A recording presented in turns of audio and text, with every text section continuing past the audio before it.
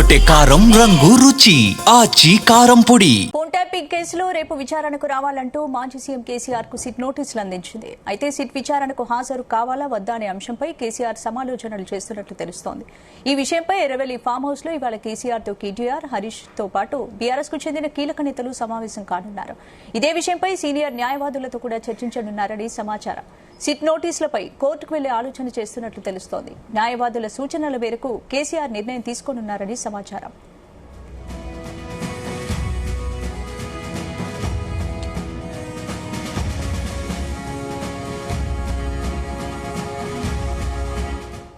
ఇదే అంశానికి సంబంధించి పూర్తి అప్డేట్స్ మా చీఫ్ న్యూస్ కోఆర్డినేటర్ రాధాకృష్ణ అందిస్తారు. రాధాకృష్ణ. గుడ్ ఆఫ్టర్నూన్ స్పందన.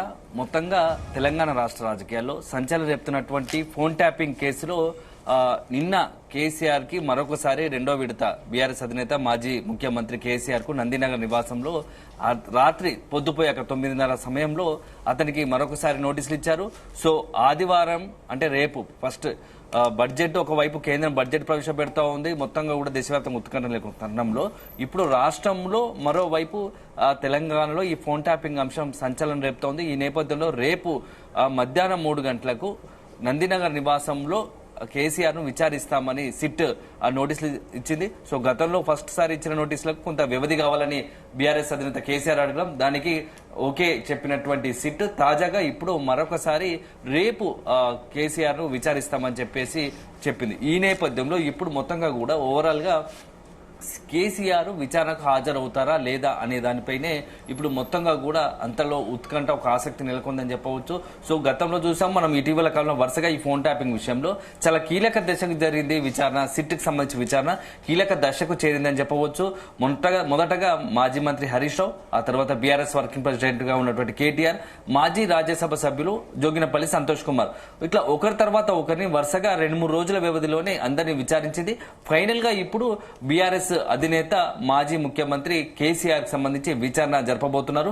సో రేపు విచారణకు కేసీఆర్ హాజరవుతారా లేదా అనేది మాత్రం రాజకీయ వర్గాలతో పాటు విత్ ఇన్ ద బీఆర్ఎస్ లోనే ఒక ఆసక్తికర చర్చ జరుగుతూ ఉంది. ఎందుకంటే రాష్ట్రంలో ఒకవైపు మొత్తంగా కూడా మున్సిపల్ సంబంధించి ఎన్నికలకు సంబంధించి హడావిడి నెలకొంది. నామినేషన్ల ప్రక్రియ ముగిసింది.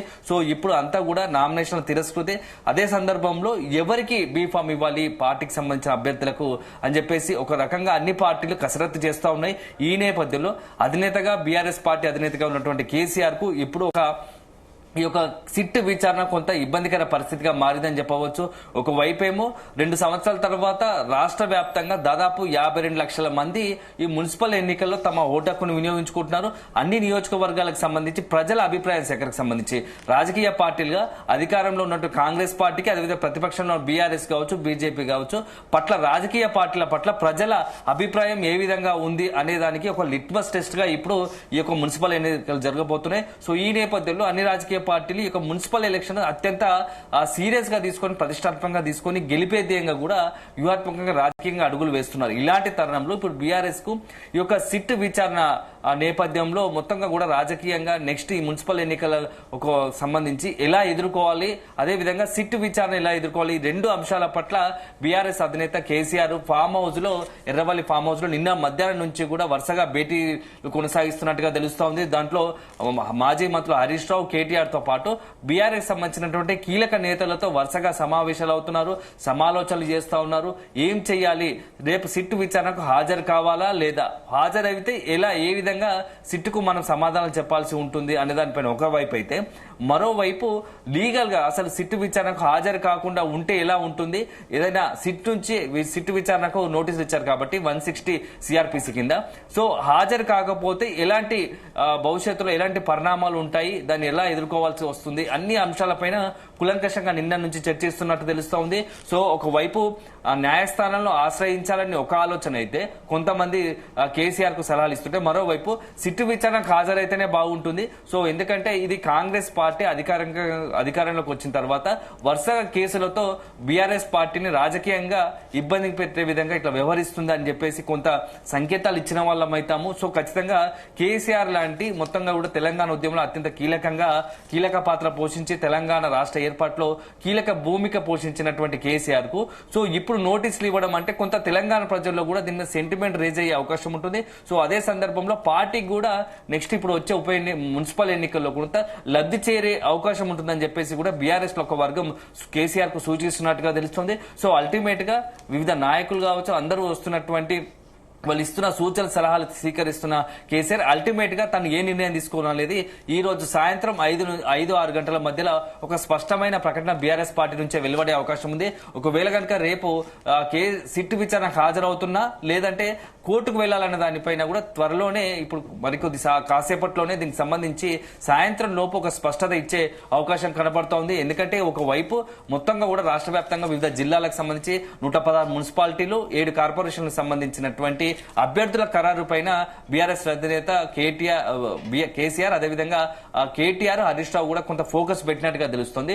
ఒకవైపు అటు అభ్యర్థుల ఖరారుకు అభ్యర్థుల వడపతకు కసరత్తు చేస్తూనే మరోవైపు సిట్టు విచారణ ఎదుర్కోవడానికి కూడా ఎట్లా దీని అంతా కూడా ఎలా డీల్ చేయాలి దానిపైన కూడా మొత్తం కూడా చర్చలు జరుపుతున్నట్టుగా తెలుస్తోంది. సో అల్టిమేట్ గా ఒక వైపు ఏమో సిట్ మాత్రం కేసీఆర్ ను రేపు విచారించడానికి మధ్యాహ్నం 3 గంటల తర్వాత విచారించడానికి అన్ని రకాలుగా సంసిద్ధమైనట్టుగా తెలుస్తోంది. ఇప్పటికే కేసీఆర్ నందినగర్ నివాసం వద్ద కొంత అక్కడ ఉన్నటువంటి స్థానికంగా చుట్టుపక్కల నందినగర్ కేసీఆర్ నివాసం చుట్టుపక్కల అంతా కూడా కొంత పోలీసులు హై అలర్ట్ గా ఉన్నట్టు తెలుస్తోంది. ఎందుకంటే అక్కడ బారికేడ్లు పెట్టడం వేరే ఇతరత్ర ఎవరిని రానియకుండా రేపటి విచారణకు సిద్ధమవుతున్నట్టుగా తెలుస్తోంది. ఎందుకంటే ఒకవైపు కేసీఆర్ విచారణకు హాజరైన సిట్ విచారణ జరుగుతూ ఉన్న క్రమంలో శాంతి భద్రతలకు ఇబ్బంది కలగకుండా విచారణకు ఇబ్బంది కలగకుండా అన్ని రకాలుగా చర్యలు తీసుకుంటున్నట్టుగా తెలుస్తోంది. సో తెలంగాణ భవన్ నుంచి అదేవిధంగా తెలంగాణ భవన్ పోవడానికి ఇరువైపులా కొంత రాకపోకలకు రేపు సిట్టు విచారణ సందర్భంగా సాయంత్రం తర్వాత కొంత అక్కడ ఉన్నటువంటి ఈ రాకపోకలకు సంబంధించి నిషేధం కూడా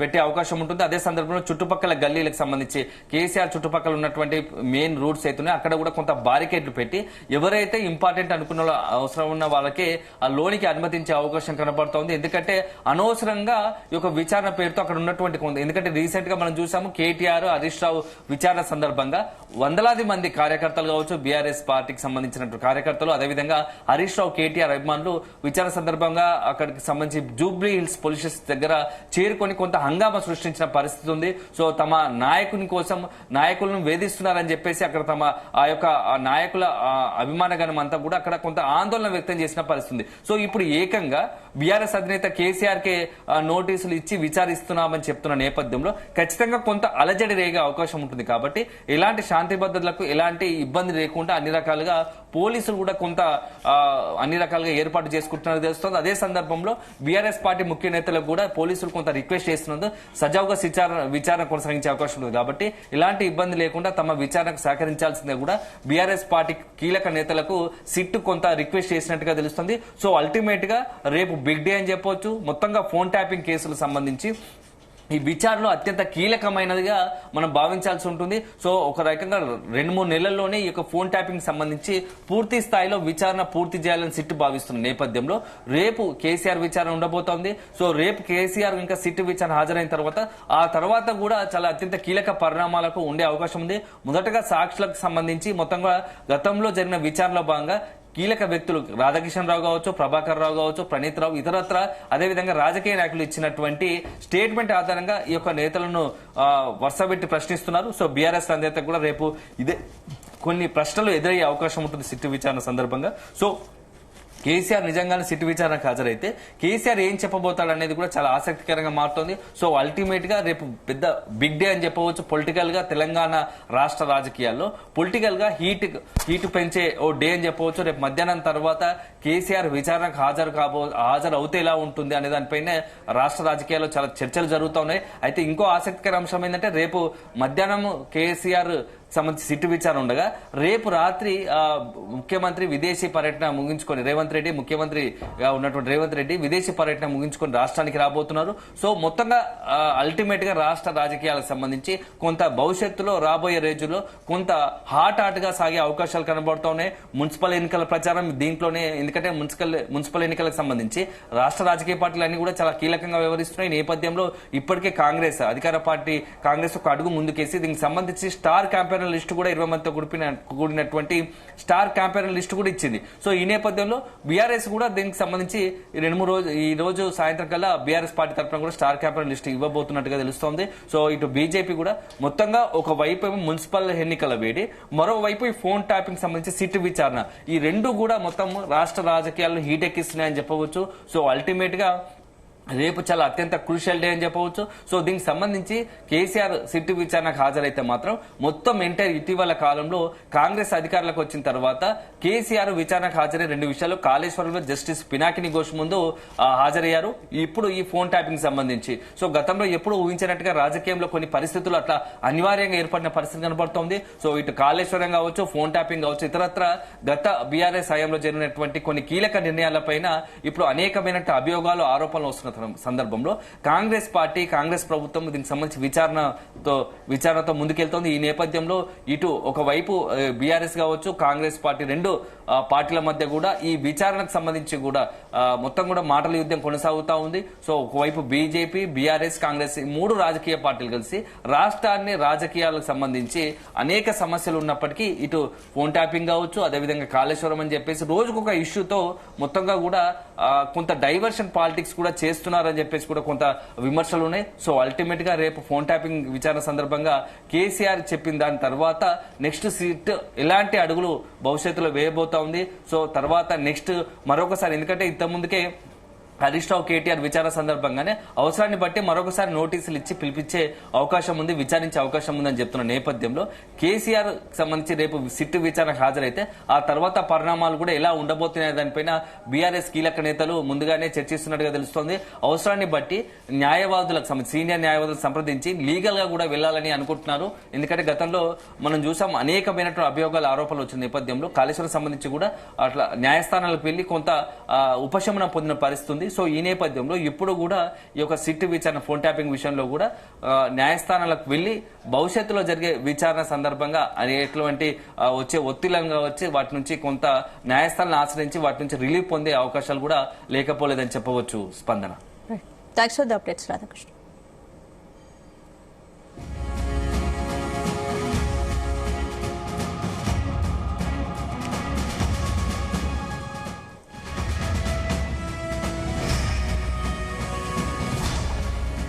గుమగుమల వంటలే వంటలే తెరకొట్టే కారం రంగు రుచి ఆచి కారం పొడి.